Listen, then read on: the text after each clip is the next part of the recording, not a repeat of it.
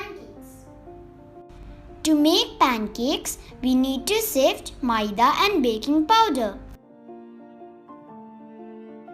Baking powder gives softness to the pancakes.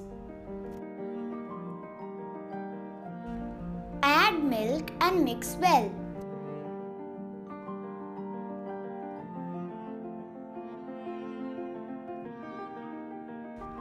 Add sugar, oil, a pinch of salt and vanilla essence.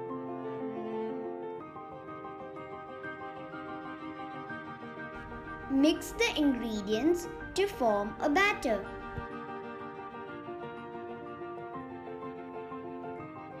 The batter should be of medium consistency.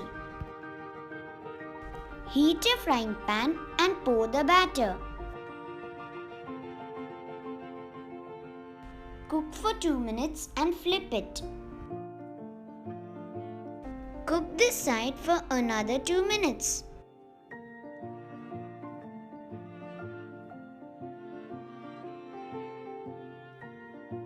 Pancakes are ready to eat.